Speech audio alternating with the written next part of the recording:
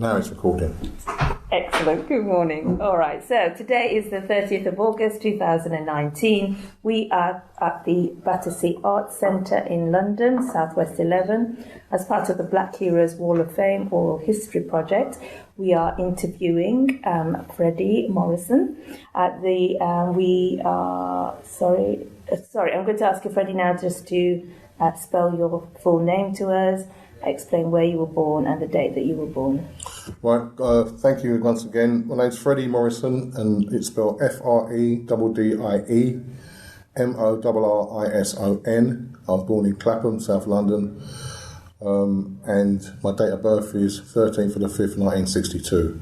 Great, thank you, Freddie. So what we'd like you to do today, really, just tell everyone a little bit about your earliest memories, school days, best memories, your heroes in terms of black people who influenced you, and your life in this neighbourhood. Over to you.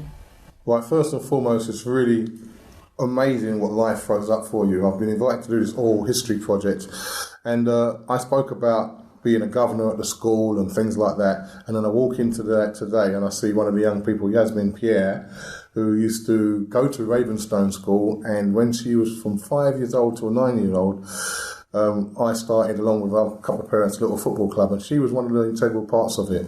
She was maybe one of 3 girls that actually took part in the thing over the 4 or 5 years, and I've come here today, and she's actually part of the project helping with the Black History archives, with the Heroes and Hall of Fame, etc., etc. And to me, that really warms my heart, because you know, we try to instill at a young age to young people, try and show kind of positive role models. And as soon as we kind of connected eye to eye, it was like, yeah, we know each other. And there's that kind of, that beam of like pride of seeing someone actually involved in something like this. I think for Jasmine, I think she thought, wow, it is Freddie Morrison, the kind of thing, and I do know him. And I think it's really important to put things like that into the archive. With regards to the interview, what I'd like inserted is the names of my siblings, Michael, Sharon, Wayne, who was found dead in prison in 1987, RIP to him, Simon, my younger brother, at the moment has mental health issues, which I mentioned before, and my youngest is Annie. With regards to school, my school grades, when I left school at Henry Thornton, which is in Clapham Common, which is now Lambeth College, my school grades were Math, GCE, Grade C, English, Grade 3, Commerce, Grade 3, Geography, Grade 4, Physics, Grade 4, French, Grade 5, and from English down, they were all under CSE grades. 1991, I went to Avery Hill, which is now Greenwich University, and I done the Youth and Community Certificate. For clarificational purposes, the work chronology, R.G. Shaw, Shipping, 1978 to 1979, the Colour Centre, Regent Street, Roxburgh House, 1979 to 1982, Arden and Nobbs, Clapham Junction, now Debenhams, 1982 to 1984, Wicks, Wimbledon, as a general worker, and then ended up as a forklift driver from 1984 to 1986, and then I went into youth work, and you've already got the youth work road there. Can I just ask you, just about going back to your education, did you ever have an aspiration to go to university? No, when I was at school, all I wanted to do when I left school was to work. University and things like that was not even on my radar. You know, like I said, I enjoy school and everything, but I know in life it's about how you earn money. It's more important than your education. For me, other people force education on people. If it's your vocation, that's what you want to do, you would do it. Like, now with the new universities and paying for universities and things like that, people are kind of forced to go into it because they need those qualifications to get work. But the 3 or 4 years you're doing in university, if you get a traineeship or you get a bursary, you know, or you get a job where you get part work, part college, then you'll learn 5 times as much about life, earning money and being educated and being at work at the same time. So that's the kind of path I personally try to push young people into. You know, learn how to earn money first, and then hopefully later on in life you'll have the opportunity to go to university or study, you know, like Open University, or go and get a job where they give you part-time work, and then you can go into university. So no, I didn't have any aspirations whatsoever. So when 1991 came up, and when 1988 came up, I was given the opportunity to go to Avery Hill to do youth and community. It was like on the road to me doing further education. And the only reason why I took that opportunity is because that's when I found my true passion, and that's working with young people from there. And so that's what I'm talking about. You need something to drive you into what you want to do, and that's what I wanted to do. It maybe would have been the same if I wanted to be a photographer. I might have gone into photography hard to try and make it as a photographer. But the outlets for that at that time, and even now, is very minuscule for people unless you really have a driven passion and you have parents that can afford to support you. I think it's important to mention that as an adolescent, and I'd say going from 13 up to, say, 19, it's important to understand the path of a young black person, in particular young black men or young black boys turning into men. You go through phases. You smoke your weed. Yeah, you go through smoking cannabis. I was actually arrested in possession of cannabis. I was arrested around the corner from Battersea Arts Centre for possession of cannabis. I've been arrested and taken to court for theft, deception, and actual bodily harm. That's AKA having a fight with someone and beating them up and getting taken to court for. With regard to the justice system, a couple of things stick out for me and my direction in life. The first one, actually nearly going to prison for stealing. You've got to hear this correctly. I nearly went to prison for stealing an unknown item from an unknown person. Let me say that again. I nearly got sent to prison for stealing an unknown item from an unknown person. And the situation arose from a shopping trip to Harrods to buy one of my then girlfriends, a hat as a replacement as I'd crushed her one when we was out at a festival. So I went with two friends, one black, one white, and the short version, the police in the store confronted me in the hat department and made the accusation. And I obviously said, "What are you talking about? Why would I come to Harrods to steal a hat?" And because I was kind of resisting their coming to chat to me, it got heated. So then they said, "Okay, can you come with us?" And they led myself and the black guy downstairs with our white friend trailing behind everyone, just at the end, what's going on kind of thing. So they specifically focused in on yourself and the other black person. And ignored the white person, so they left that young man behind. Yeah, because they didn't think he was with us. Right. From there. So when we got to the holding room, someone asked my friend, who he was, and he said, "I'm with them too." So he was also arrested from there. So you can see the picture. Yeah. So we're going in the back stairs now, and I'm saying, "Well, why are we coming down here? Why are we coming down here?" So that went to magistrates' court twice. Yeah, and so the manager said, "Do you want to get tried here or there?" I went, "Well, I ain't done nothing. I'm going to Crown Court. I'm taking it all the way." So I went to Crown Court, and the verdict was, was it £100? I think it was £100 fine, £100 fine, or 30 days in prison. Based on what? Based on stealing. What was the evidence? There was no evidence. For stealing I was charged for stealing an unknown article or item from an unknown person. How old were you then? My friend said we must have been about 19, 20. I was about 20 then, from there. So that had a real big impact on me, a real big impact.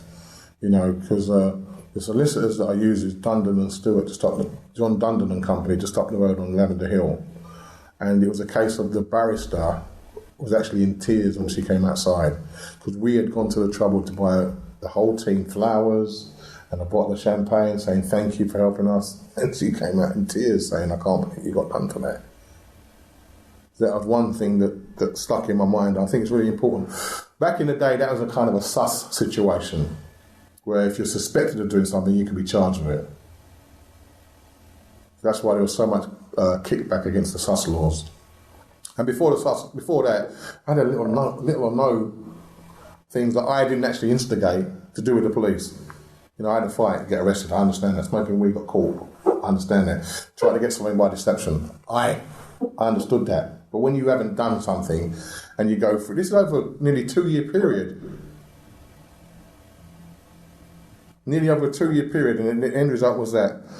And the second one was, you have to imagine, I'm walking down Balham High Road, where I live, towards Tawtonbeck Common, and with another friend, when 2 police cars pinned us against the wall.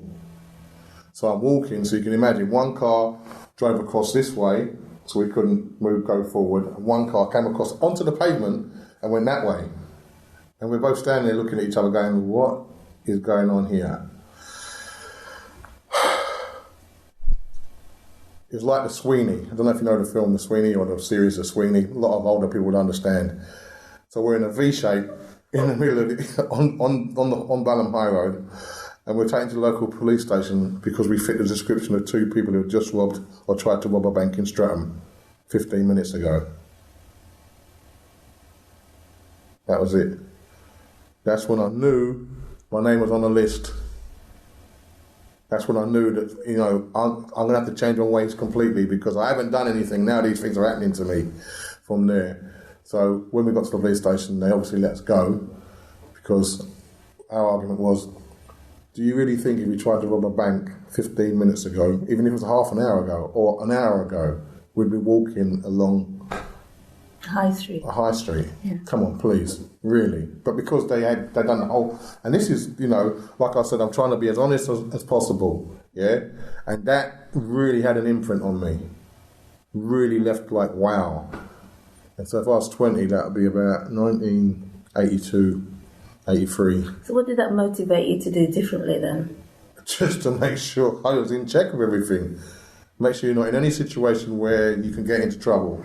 I'm 20 now, I've been through my teens, I've done all the madness that I want to do, because you usually do that through your teens. But having said that, in relation to today, they're now stretching it up to 25. They put people in a situation so bad in society that they're now classing your adolescents from like 15 to 25 bracket now. How sad is that an indictment in our society when we have to raise the age to try and make people understand that you're still a youth. When you're really a youth, your youth kind of finishes when you finish school. Because you're meant to become a man or become a woman when you finish school, and then you become 18, and yes, you cement it from there. But now it's up to 25. Before it used to be up to 25 with people with disabilities. Now it's up to 25 with any young person. From there. So that was me in the criminal justice system. But one of the things that may have instigated that was that we was in what you call now, you call it a gang member, because we was known as the Mob Balham. The men, O of, and B, Balham. So we was known as the Mob Balham, Men of Balham, yeah? And I was one of the leaders. So this meant the local officers, I've explained before, this meant the local officers in the area knew us, and amongst our peer age and range, we had a reputation, as a lot of the Balham as the Balham people were well travelled. We got to clubs in Richmond, we got a club in Kingston, we got a club in Wimbledon, we got the clubs in Southgate, in town, in Brighton. We go everywhere, like as a crew together. So what motivated the manifestation of this group called the Mob? Well, everybody had a crew or a name, and then when the films like The Warriors came out and films like The Wanderer, you know, it's like, yeah, we want a crew, you know, but we just wanted a crew because we want to go out and get girls, want to have fun, you know, go to discos and just be safety in numbers kind of thing from there. So we had a bit of a reputation as fighters back in the day, you know. No one really stepped to us unless they really had things. And there's a few times. One time in Richmond, we had I got kind of battered by a group from Ealing. They're known as the Ballheads. You know, we used to a club, Cheeky Pete's, and most of the fights were about, mainly, it wasn't so much about disrespect, it's about taking somebody else's girlfriend or trying to chap somebody else's girlfriend and you know, that kind of male machismo and, you know, macho stuff, you know, and misunderstandings, you know, from there. So that was one of the places where I got beat up. And another place where I got that sensation of leaving my feet and flying across the room, like in a film, was it It was in a wine bar called Mr. McCorber's. Now, I'm not saying this to say that I was tough, I was hard. I'm saying this to try and give you a full picture. Because we was known as the mob, everybody thought we was always tight, it was all this, we would defend ourselves. And we would, like anyone, any peer group would, in today or back in the day. But in the wine bar, something happened. Everybody run, it was an upstairs, downstairs thing. Everybody run downstairs. I'm swinging like it's going out of fashion, and then all of a sudden 3 guys stepped up to me and one of them gave me a punch. And I'll tell you what, his punch was so hard, I actually felt my feet leave the ground and I went across. And then they came and they started kicking and all that, and then one of them just said, "Stop, they've had enough." And I just went, this is a good time to get out of here. And it was. And they kind of opened up and let us just walk out and go upstairs, and everybody's like, "Yeah, oh man, we should go back and get home, we should do this." And I went, hold on a second. You see, sometimes when you have a fight and you get beat, a man says stop to the rest of them and let you come out. You have to show them people that, one, respect for that, because they well and truly beat us. And I really weren't into this let's go back and beat them up business, because I don't know why we started the fight, but we instigated the start of the fight in some capacity. We're in somebody else's turf, we got dealt with. And I thought, show them respect. I didn't have to go back and phone people and say, let's go down, let's go back and get them and all that. One, I wouldn't know who they are. Two, is that creates more problems for you. Because what the image of you is and what you actually are two different things. And I wasn't stupid. There's no way I'm looking for people who've already beaten me up to try and beat them up. Why would that make sense? And back in them days, we didn't walk with knives, we didn't walk with clubs, we didn't walk with any of that stuff. We just used to have fist fights. And it may sound like nostalgic and rose-tinted glasses, but it's not, because back in the day, people used to carry knives. People used to carry weapons, and people used to have fighting weapons. It just now it's been expanded upon. It's like been dissected by every sector of media and society to say every time someone carries a knife and someone gets stabbed, which is wrong in any sense of the way, it becomes a highlight. But back in the day, people used to get stabbed. Would you say that it's something to do with the way that it is now and the way it's different? Is that it was most of the trouble that's brought about is because of drugs? Is that the difference, would you say? People used to smoke drugs back in the day. People used to take cocaine back in the day. People used to take heroin back in the day. It's just that as you get older, you get wiser to what's actually going on. And I keep using this term, rose-tinted glasses. We think and remember what we want to think and remember what makes us feel comfortable. When you step outside of that bubble, and you actually really look at what's going on, then there are all them problems there. The symptoms are the same. If you create an environment where people feel hopeless, no worth, no self-value, they have nothing to aspire to. So therefore, you look for the quickest way out. And the quickest way out is to sell drugs, is to steal, is to rob people, is to hurt people. That's the quickest way out. You're looking at it today, I think I've said it before, we've had over 19 years of austerity. And when you get austerity, the first group of people it affects are black males. Because of the image of black males in society anyway. So when you start looking in the microscope, under a microscope and looking at it, it's black males first and foremost. If black males have nothing to aspire to, we reach for the next thing. But the mob, from what you described, that wasn't the primary goal. It wasn't to go out and fight with people. It wasn't about beating people up. It was about camaraderie and supporting each other and. But I think any group. Any group goes out with their intention to be like that. It's the pressures of society and how you interpret what's happening in society, which turns it into a gang. A group of, for example, Yasmin walking down the street now, maybe when she was 15, 16 with 7 or 8 friends, could be perceived as a gang. But to them, they're just a group of friends that's walking down the road. And if she put a label on the Afros, we're the Afros, walking down the road, we're just a group. But society perceive a group of black, mixed race, anyone who's non-white, as a gang. That's their first impression. Doesn't matter how you look at it. Until you see it from their eyes, they're justifying it by historical contexts of how you see a group of black people. From there. So that's what I'm talking about. The gang mentality today has been something which has been created through austerity. And austerity means you look for any way to earn your money. And everybody knows the easiest way to earn money is to sell drugs. Everybody knows that. Don't pretend. Yeah? And everybody knows that drugs that come into the country come in through the government. Everybody knows that. People pretend they don't know that. But everybody knows that. All the drugs that comes into the country, if it gets seized or whatever, it ends up back on the street. Ask the police. Ask the police who really know what's going on. Because you need that industry. Listen, the prison system is an industry now. Yeah, they're building more private prisons than they have in normal prisons. They build private prisons because it's a profit-making exercise.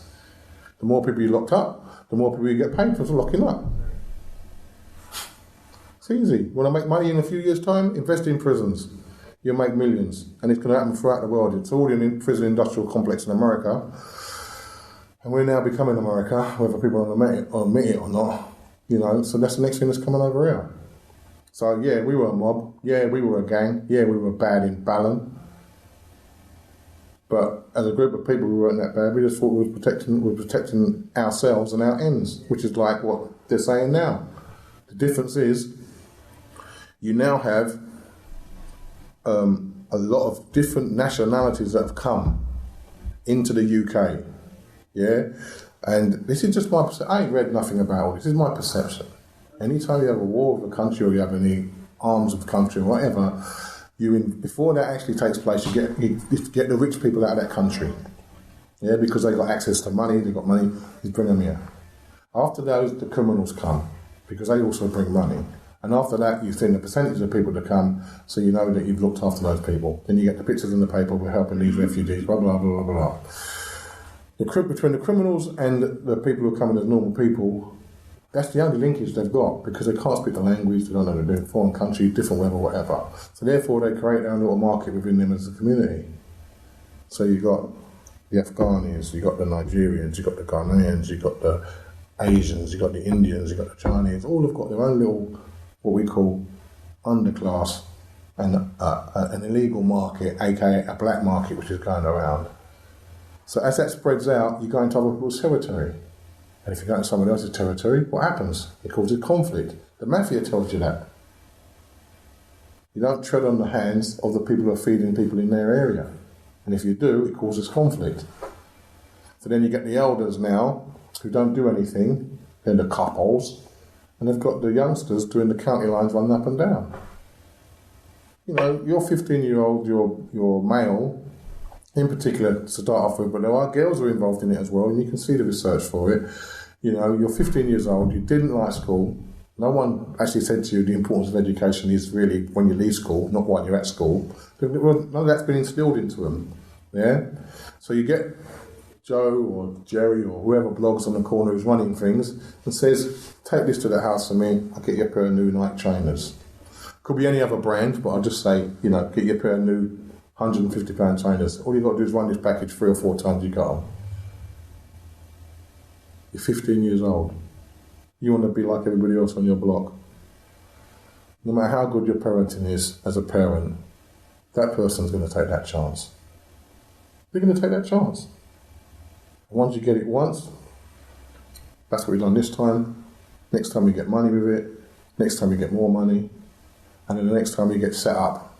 So you get robbed before you take your package, and then you owe the older dealer, so you're under their influence for the rest of your life. This is common knowledge. Very sad story. But it's reality. Thank you.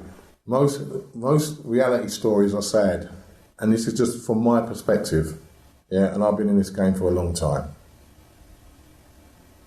So yeah, I'm a gang member, or I was a gang member. We're still known as the Mob Ballon to the elders and the seniors, and some of the ones just below us, they're the 40-year-olds, they know us as the Mob Ballon.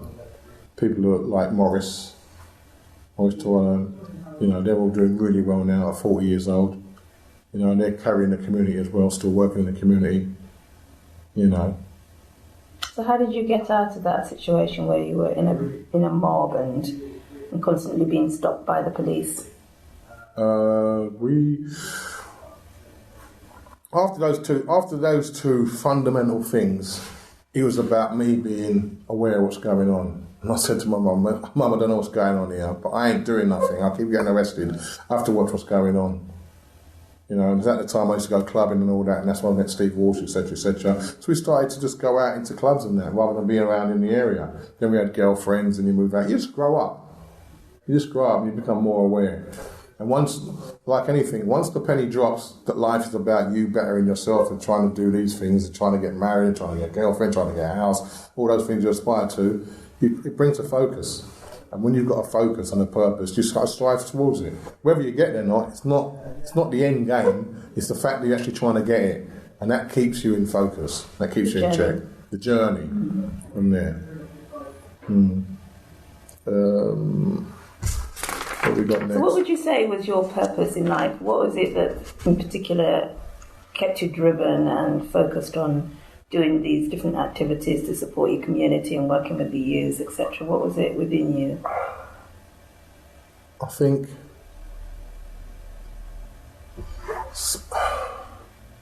not having a dad, I think that was about not knowing my father rather than not having a dad. Not knowing my father and growing up, and I've said it, you know, my mum was my dad. Although I had stepfathers and I've got brothers and sisters from other fathers, you know, my mum was my dad, and I really wanted to make my mum proud.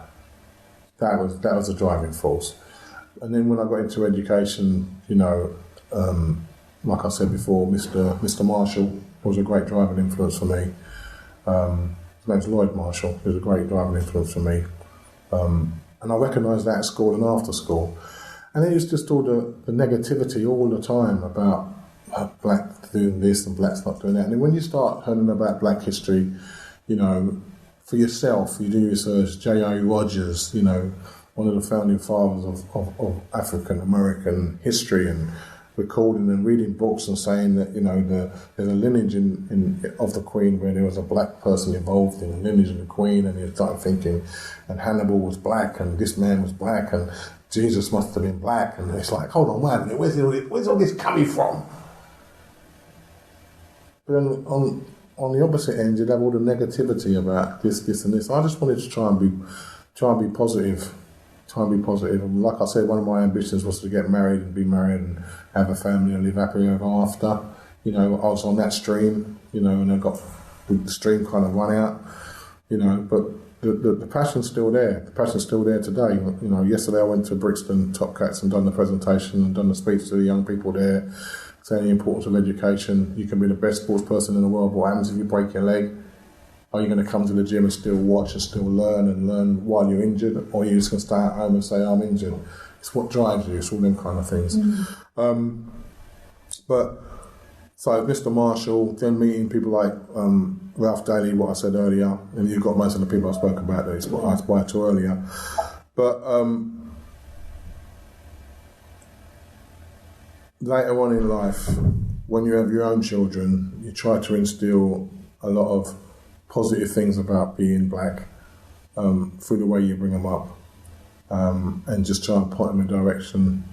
And what it is with children, a relationship with parents is, in my case, was I'd constantly say things like a drip, drip, drip, constantly say things, and my children would be like, "Oh, Dad's off on one, Dad," and all that, and then. As an example, I generally go around, and when I don't see a lot of black people and I see a black person walk past, I kind of give them the nod. It's called, how you doing? Cool? Yeah, all right. In certain situations in life. And it'd be like my daughter or my son, or they'd say, "Why'd you do that? It's so obvious." I'd be like, one day you'll understand, you know? It's just, I don't even have to know the person, it's just that you go, I kind of know your struggle. I know what you've got to deal with. Connection. There's a connection. It may be the wrong connection, doesn't matter. There's a connection. Somewhere in your head is saying, you need to nod at this person just to acknowledge that I know what's going on. You're not the only one in the village mentality from there. And then when my daughter went to university, she became part of the black caucus there at university. Then she became the head of the... I was like, what's going on here? She was like the head person of the black caucus or black students' union and all that business at Winchester. And she'd be like, Dad, I understand now. I understand. I said, well, all I'm trying to do is feed you so you've got some understanding what's actually going on as you get older, and that has an acknowledgement there. Other people along my journey are people like Bill Ingram. I spoke about him, but the reason why I'm speaking about him again is because he was the man who started the football team that I mentioned earlier, called Sturnold United. And although Sturnold Avenue was in Lambeth, it was like 10 steps away from Tooting Common, which is in Wandsworth. So we actually started on Tooting Beck Common. And he was the pioneer and the architect who drove to get a clubhouse built on the common, behind the Cinders pitch. And it's now extended. It's an extended playground with a youth club, which is called the Tooting Triangle at the time. And that's where I had an office as the voluntary sector development worker as part of the youth service. So I haven't really fallen far from the tree. South London, Clapham, Brixton, Balham. That's where I've lived. That's my triangle. So I haven't fallen far from the tree from there. So he inspired me with his drive to actually, get that done. And I'm going to fast forward before I go back.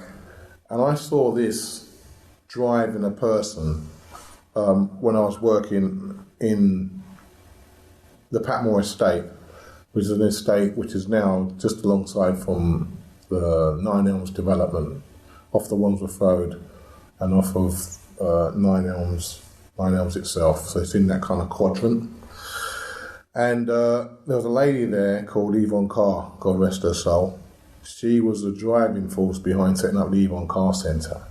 And at the time I was a voluntary sector development worker, or detached development worker for the Patmore estate, where they had a school called Sir James Barry, and I was working with the school, and we applied for funding. They applied for funding and needed me to help them get the funding to do the 3G pitches, which was 4G pitches. And at the same time, I met this woman, Yvonne Carr. She was striving and driving to get this youth centre built. And she worked so hard to get it done for years. Raised over £1 million and all that. Might even be more than £1 million. Might be £10 million to get this club going. And she loved it. And she died the week before it opened. Gordon Brown came down to open it up, and gave tribute to her. They found her dead in her kitchen on the floor a week before the actual ceremony to open the building from there. So that was, to me, that was inspirational, but it also showed me when you overwork yourself to try and get something done, you forget about you, and the thing that's driving you drives you to the point of exhaustion or whatever. She lived her dream though. She lived her dream, but she didn't see the results. She didn't see the fruit of her work. And I never wanted to be one of those people. I want to work, but I want to be able to. I've got my kids, I've got my life, I've got my wife, I've got my house, I've got my this. Make sure that you don't give 100% to anything in life. Because if you give 100%, you ain't got room for error. Always give 90% and keep 10%. Because that 10% is what keeps you sane if things don't go the way you want it to go. So I thought I'd move on to that because it just relates to how Bill Ingram was when I was a child, playing football at about 14, 15, 16 and onwards. And then there is an adult at, what was that, about 19, when was that, must be 1980 something. Might be the early 2000s when Yvonne Carr actually started, might be 20 odd years ago. Other people who inspired me, and this is really interesting because when I sat down and thought about it, there's two people who inspired me, and one of them was a black woman called Diane Manus, and she was the head of the youth offending team for Wandsworth. And as a black woman for Wandsworth, it broke the mould, and we knew it, as in I knew it. And to me, she was a dynamic worker who I had a lot of time for.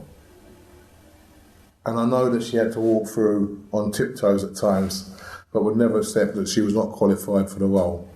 She was humble and always had time for a chat with me. And I'm that kind of guy, I'm a huggy, touchy-feely guy. And I'll always remember that when she actually left Wandsworth, she now works for Bernardo's. at a speech when he says, Susan, I love you, Freddie, but can you please stop picking me up and hugging me when you see me and swinging me around like a rag doll? And I'm like, do you not know? I understand. I'm just going to tell you, just a simple hello. But that's me, I'm like that kind of buffoonish type guy. When I'm happy, I'm happy. When I'm sad kind of thing. And I think it's important to acknowledge her and in her role. And we always had talks outside of work, about work, from there. And the person that really kept me focused in youth work was a person called Ray Henry, known as Sugar. And he passed away 3 years now, it'll be 3 years this year. And he showed me and many others what love was and meant. He'd always say, I love you, man. To the young people, I love you. Thank you for coming to the club. At the end of the club, I love you. When you come into this club is about love. I love you. He wasn't religious in the context of trying to preach to people and all that, but it was just genuine. And, it's like, whenever he was around, he was like, man, this man's always talking about he loves everybody. What's going on? And then you start to say, I love you, man. Oh, good, thank you for coming. I love you, man. And you start, it just kind of resonates inside you. And he used to call me Fred I, rather than Freddie, because I didn't have locks then. These are not locks. These are funky dreads, aka soul to soul, Jazzy B. I'm not a Rasta, although I've been to Ethiopia, Sheshamali, trust me. And Sugar Ray had a person that he was like that. It was like the front man of a duo. The other person was Ras is the Rasta man, Ras, and his name was Anthony Edwards, and he'd be the real calming influence. He'd be like, greetings, Freddie man, how you doing? How's your spirit? What's happening? And Ray'd be like the one out the front. The Ras, they complimented each other. Yeah, from there, and Ras would always have that second or third thought that you never think about. I don't know if you understand what I mean. You can say, oh, I'm going to the football match and we're going to do this and we're going to do that, we're going to do that, and then it all pan out and you say, but did you think about, rather than you run around, getting the young people to say, you can go and do this, and if you do this, you get that. Rather than you running around for it, you're teaching them for them to do things themselves. And once they learn that, then we take them to the next level and be like, I never thought of that. How did I not think of that? And that's the kind of relationship that we all kind of had from there. So when Ray died, it was a really, really, really sad day. Really, really. That was true mentorship, that was. True mentorship. Although it was, was I older than him? Oh, he was older than me by a month. Because he used to think I was older than him. And he'd say, you must always respect your elders, And once he found out that he was older than me, he went, you must respect me now. Because I'm the Sugar Ray. So, yeah. And to me, in the borough, there was no one better than him working as a youth worker. Them two together were dynamic. And there's no one better than them two. Anything they put their hand to, it was all about the young person first and foremost. But they'd bring the family into it. Yeah, they wouldn't just work in isolation with the young person. They'd bring the family into it. They'd like try and get to know the family. They'd contact the family. Old-fashioned youth work. They'd contact the family if they thought there was something wrong with this young person. So yeah, I think that as a mentor, he was one of the best youth workers I know, especially in Wandsworth. From there, going to talk about Balham and the area of Balham. 1970s when we first moved to Balham. Oh, in particular, both ends of Bedford Hill. The top end, which is more Lambeth, and the bottom end, which is Balham High Road. That strip was for pimps and ladies of the night, whores, prostitutes, whatever you want to call them. That was endemic in the area. That wasn't no joke business. It's not one of them ones back in the day used to be, and there's people talk about. That used to happen. Selling drugs on the street, women on the street, people coming out of Balham Tube Station scared to walk up towards the Bedford pub, and they knew once they got past the Bedford pub and underneath that arch, anywhere walking up that way, you can be accosted or confronted by either a male or a female, you know, and, you know, people will be scared, especially the new people that's coming into the area. I'm not just talking about white people, I'm talking about anybody that came into the area. And we were that family as well. It was like, what the hell's going on here? You know, we've come from Clapham, Battersea into Balham thinking it's a better area, and when you get there, it's not a better area. But through the gentrification and all that, you know, it was all right. And when I say in the 70s, this is before Sainsbury's. Before they built Sainsbury's, there used to be houses along there. And so you'd actually just walk up the road where there's all houses, all the way up until the underneath the railway bridge. And in them houses, you had things like art houses. I remember a guy called Roy used to run a kind of youth project in there, and they'd do art and do music. And that was one of the places on the birth of a radio station, which is still going today, called Point Blank. And Point Blank had people like Jumping Jack Frost, Brian G, Groove Rider, what's the other one's name?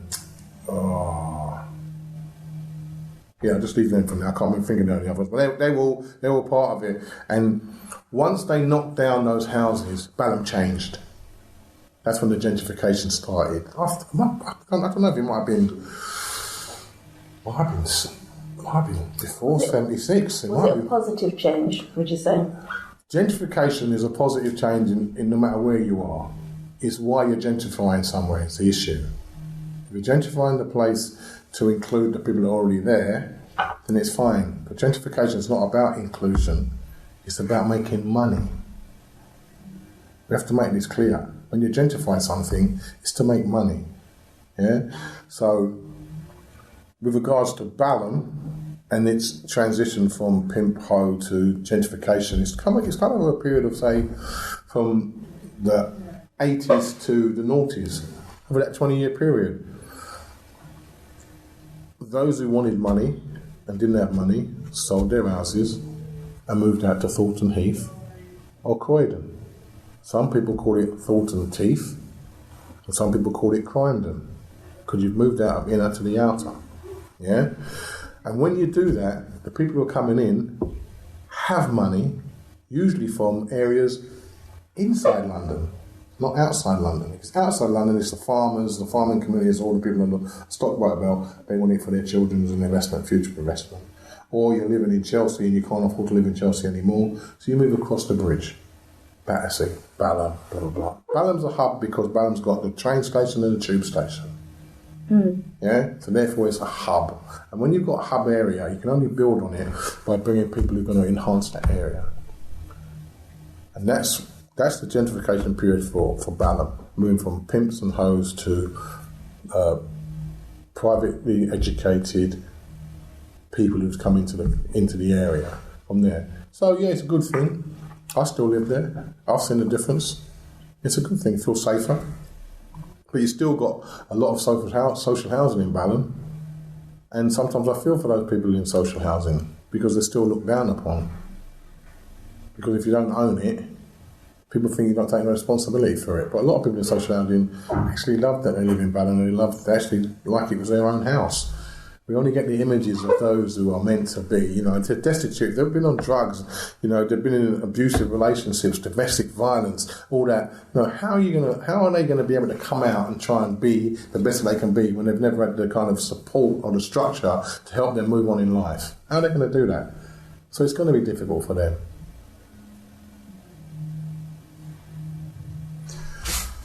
So that's that. And then finally,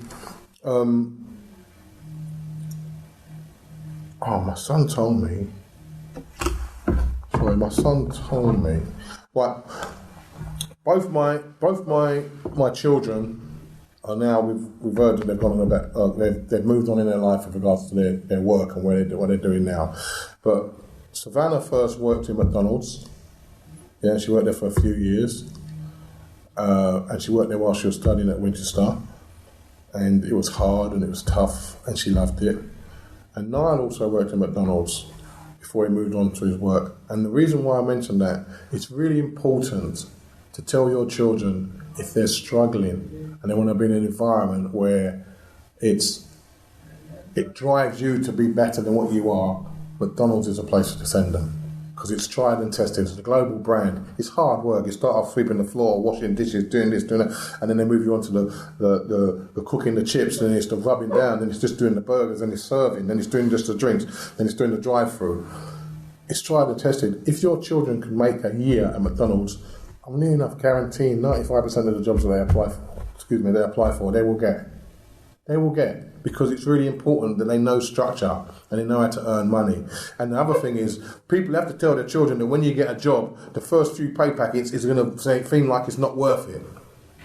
Because they take their emergency tax and all that, and they think they're getting £1,400, £1,500. When it comes through, they get £800. They're like, I'm getting £200 a week. I've done all that for £200 a week. And then you got boy on corner wearing them £250 trainers who ain't doing nothing, but I'm working myself off for 40 hours and I'm only getting £200 a week. Everything comes within time. You're not going there because you're just earning money. You're going there because you're learning how to work. You're learning how to earn the money. The rest of the money will come later on in life. It's important to tell people that. So it's about resilience and mindset and... yeah, but as a youth, you don't get told that in school. You might get told that at home if you've got parents who have the time and the tenacity to actually say, the capacity to keep going. You know, we have to look at the demographics of us as a people. We're usually near the bottom of the pile. A few of us are middle class. I'm middle class now. I can't say I'm not middle class. I can't. But I want to think that I'm working class. And I want to try and strive to keep thinking that I'm working class so I never forget where I come from. And that's important. You know, there's nothing wrong with forgetting where you come from if your heart's in the right place. But we step up into a certain strata of society, we want to keep in that strata because it makes us feel comfortable. Looking down, looking back makes us feel uncomfortable because we're ashamed of the fact that the image that society projects of black people is a negative one and we don't want to associate ourselves with that. It's kind of sad, but it's still true. Caribbean versus the African. You know, everybody talks about that when you're in school. The African over there, the African, we're Caribbean, we're better. But we're all one people.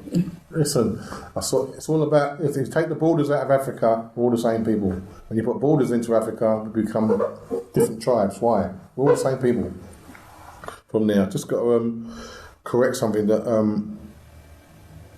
I said earlier with regard to what my son does as a job. I said it the wrong way round. I'll do that at the end.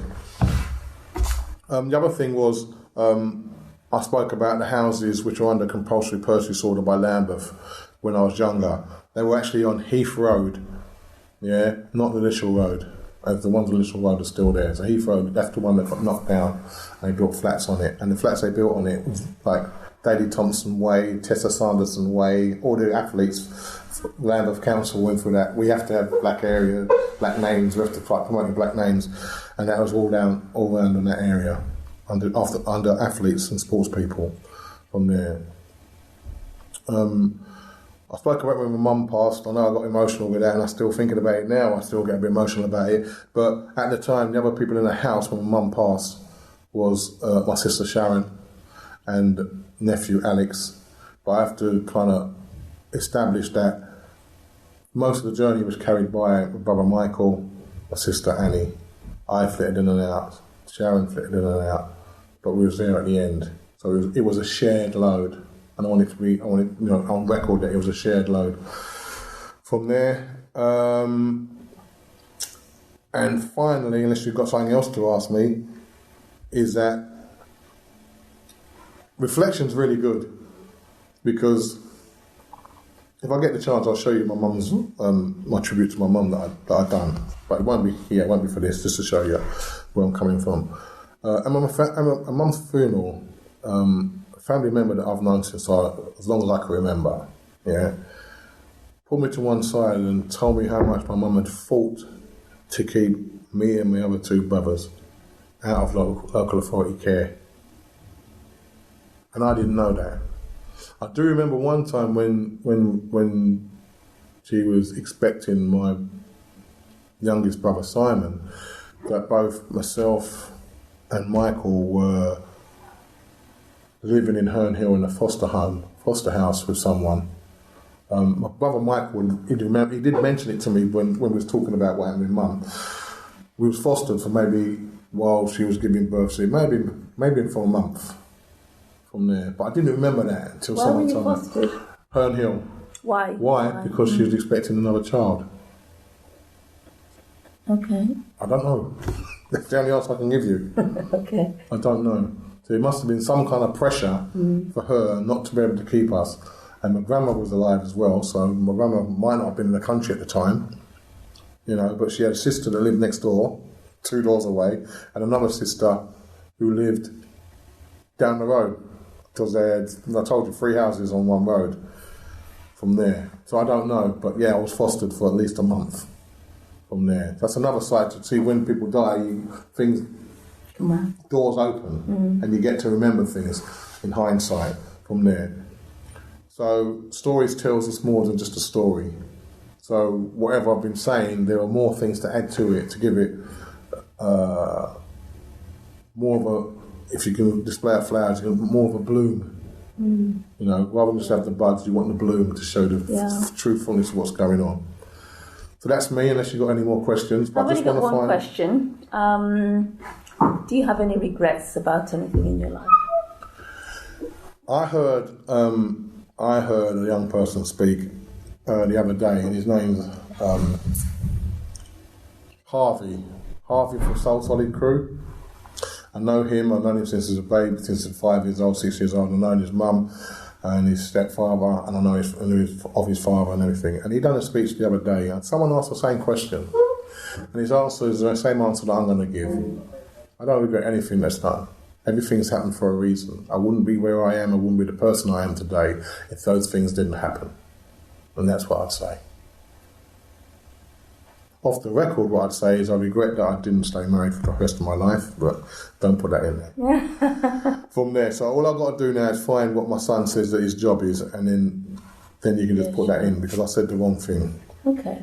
From there. And you said that you'd send me the thing before you put it in with my wife. Yeah, that's on the tape, so just to have that on record. Look at that. My ex-wife. Do you understand? Mindset. It's all there. It's because you still wish you were married to her. You know what? I don't actually still wish I was married to her. I just wish I was with her. Okay. There's a big difference. Okay. And I am with her. We're not together. Yeah. But we're on the same path. Okay. We still talk to each other. We're still friends. We still go to eat. We still have arguments. It's all to do with the kids. It's all good then. It's all good. It's all. People don't understand when I say it's all good. Yeah. Yeah. You're in the right place at the right time, doing what you need to do right now, and that's it. But once Niall got to 18, he's now 20. What year is it? 1999. Yeah, 20. He's now 20. Once he got to 18, doesn't matter what we think about each other, because our children are grown. Yeah. And anybody who's got grown children know that they change instantly if they have a purpose in life. Absolutely. Look at Savannah, she's halfway around the world. Niall's off and working and all that. He's got a car now, and that's independence. You've got to let go. Niall was driving to Liverpool Arsenal game on Saturday, and I was scared, because it's his first long distance drive. I had to sit him down and say, son, I'm really scared. That's a 5 hour there, 5 hour back journey. You ain't getting back till 1 o'clock in the morning. You're leaving at 10 o'clock in the morning. You're going to be tired. Don't drink. Please don't drink. Stop when you have to stop. That's a father. Yeah. But you have to let go. So as being married, we've let go. But we're still friends. So we're still together, but not in the way that society sees it. Yeah. And it's important for people to do. I have friends who say, I can't believe you still talk to Sue. I can't believe it. I can't believe you're still friends. I can't believe we see you out together. You're on Facebook with pictures with your children and all that. But you're not going out with each other. Why is that? Because that's how life is. Mm. People's perception of what? People's perception, which is why I have to make her hear the thing before she turn around and say, why didn't you ask me? It's important. Can you just pause that a second until I find this thing for Niall? Otherwise I'm rambling, and when I ramble I say things I shouldn't say. Yep. Cool. Okay, this is just to correct my son. Niall Morrison, he started off as a project administrator. He's now doing 1 day release, and his role now is Why won't you open up? Now is assistant commercial manager. I didn't know that. That's another thing with your children. Yeah. As long as they're doing well. Yeah. Excuse me. You don't have to. You don't have to know what they're doing. You don't worry about that. But when I saw that, it's like another proud moment. What? That's really good. That's Dad, I told you. Amazing. And he's doing one day a week release for college to get to the next level educationally. So that's all good. It's all good. Thank you very much. All right, no problem. For sharing with us, Freddie.